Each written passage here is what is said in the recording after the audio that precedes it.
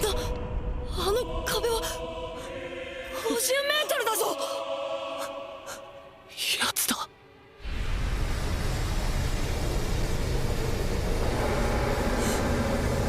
巨人だ。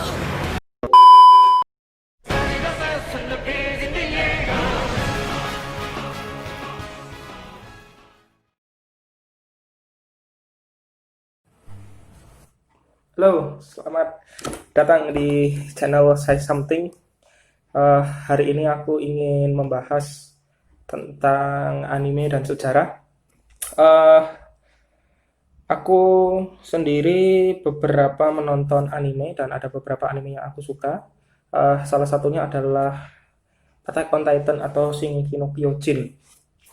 Shingeki no Kyojin atau Attack on Titan ini rilis pada tahun 2013 animenya. Tapi aku mulai nonton anime ini pada tahun berapa ya? 2018, baru sekitar 2 tahun yang lalu.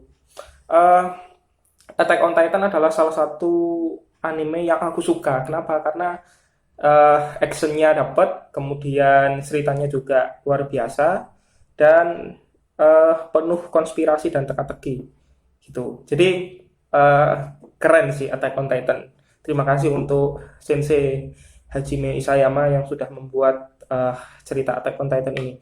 Nah, Attack on Titan sendiri rencananya season yang terbaru akan rilis tahun ini, tahun 2020, final season ya. Nah, tetapi karena ada pandemi, kemudian rilis dari Attack on Titan final season ini ditunda sampai akhir 2020 atau awal 2021. Nah, Attack on Titan ini menarik karena pertama kita lihat dari mangakanya dulu. Hal yang paling membuat aku penasaran adalah dari mana si mangaka ini mendapatkan ide membuat cerita seperti itu, seperti Attack on Titan, di mana ada sebuah negara dikelilingi oleh tembok, dan tembok-tembok itu berusaha melindungi mereka dari serangan Titan pemakan manusia. Ini kan sangat luar biasa sekali. Menurutku itu luar biasa banget. Nah, aku penasaran dengan hal itu dan ketika menonton Attack on Titan, aku langsung berpikiran, wah ini film gore banget, dan kalau betul itu manusia yang ada di balik tembok itu adalah manusia terakhir di bumi, ini sangat mengerikan banget gitu ya. Ternyata enggak, ternyata setelah aku nonton sampai ke chapter 3, ternyata manusia yang ada di balik tembok itu hanyalah sebagian dari manusia yang ada di bumi. Tuh. Ternyata di luar benua yang didiami oleh Eren dan teman-temannya itu, di balik tembok itu ada dunia lain, bahwa dunia itu ternyata luas, gitu ya. Di season 3 dijelaskan bahwa ternyata orang-orang yang ada di pulau tempat tinggal Eren itu namanya Pulau Paradise, dan titan-titan yang dikirimkan itu adalah serangan dari orang-orang dari benua Eldia. Dari benua Marley. Tadi Eren itu adalah orang-orang Eldia. Jadi dulu ceritanya adalah jauh sebelum Eren lahir ada perang antara orang-orang Eldia dan orang-orang Marley ya. Dan salah satu kekuatan tempurnya adalah Titan atau raksasa. Nah, Eldia dulu menguasai benua Marley. Mereka menguasai pemerintahan, mereka menguasai ekonomi, jadi penguasa di benua Marley. Tapi kemudian muncul perlawanan dari orang-orang Marley, kemudian orang-orang Eldia ini terdesak dan akhirnya kalah, dan kemudian mundur ke pulau yang disebut Pulau Paradise, dan di sana mereka mendirikan pemerintahan tersendiri. Dan untuk melindungi diri mereka dari serangan orang-orang yang ada di benua Marley itu tadi, mereka membangun tembok itu ya. Dan semua orang tidak diizinkan untuk keluar dari tembok itu. Nah, kekalahan orang-orang Eldia ini, kemudian supremasi orang-orang Marley mengingatkan aku ke sejarah perang saudara di Tiongkok yang mulai meletus pasca diturunkannya atau pasca runtuhnya dinasti Qing di Tiongkok.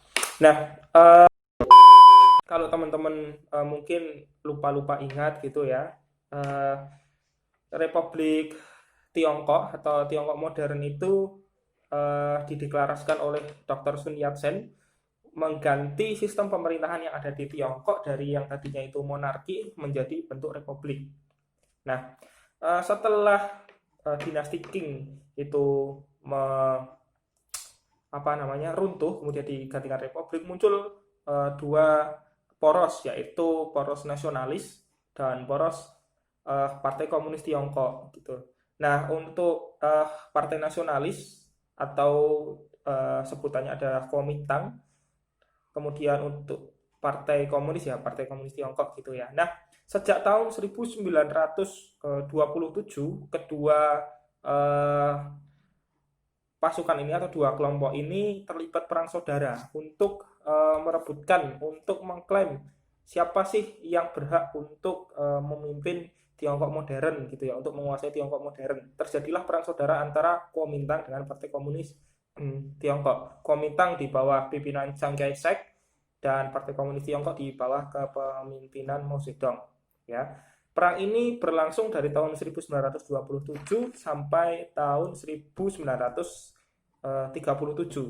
1937 Jepang invasi daratan Tiongkok dan kedua kelompok ini, kedua partai ini sepakat untuk bersatu bersama-sama mengusir Jepang gitu ya.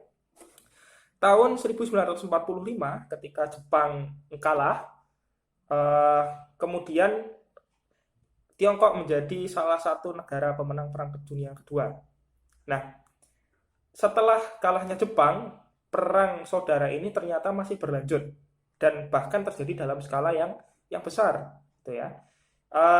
Perang ini terjadi dari tahun 1945 sampai 1949. Singkat cerita, perang itu dimenangkan oleh Partai Komunis Tiongkok, di mana Mao Zedong akhirnya mendesak kekuatan Partai Kuomintang pimpinan Chiang Kai-shek dan mampu menguasai wilayah Tiongkok daratan. Sisa-sisa pasukan Chiang Kai-shek kemudian mengundurkan diri dan lari ke Pulau Formosa atau Taiwan sekarang, dan mereka mendirikan pemerintahan sementara di sana sampai hari ini. Nah, kisah pelarian para orang-orang Kuomintang di bawah pimpinan Chiang Kai-shek ini mirip dengan orang-orang Eldia ke Pulau Paradise. Aku awalnya ragu dan kepo sebetulnya. Oke, maaf tadi ada gangguan teknis sebentar. Jadi aku tuh ragu dan kepo ya, dari mana si Hajime Isayama ini mendapatkan ide membuat manga Attack on Titan ini. Tadi aku sempat search di beberapa artikel bahwa Hajime Isayama mengaku ketika diwawancarai, ide Attack on Titan ini muncul dari kegiatan dia bermain game gitu. Dan kondisi kampung halaman Eren itu terinspirasi dari kampung halaman dia di Jepang sana yang dikelilingi oleh gunung. Dulu Hajime Isayama berangan-angan untuk keluar dari desa itu, kemudian melewati gunung-gunung itu dan melihat dunia luar gitu.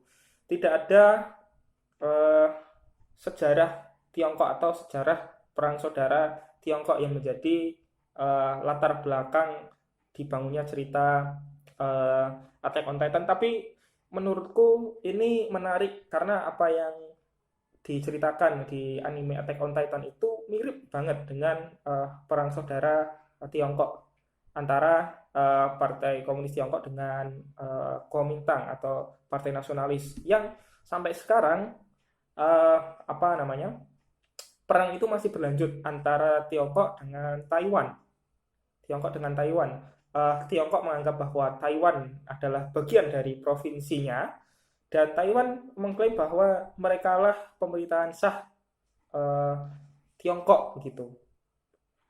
Nah, ini kan menarik mengkaji satu anime mengaitkannya dengan sejarah gitu. Oke, jadi mungkin segitu aja untuk vlog hari ini. Kalau kalian suka silahkan like, subscribe, dan share. Kalau ada sesuatu yang mau didiskusikan silahkan komen di bawah. Thank you and please say something. Dadah.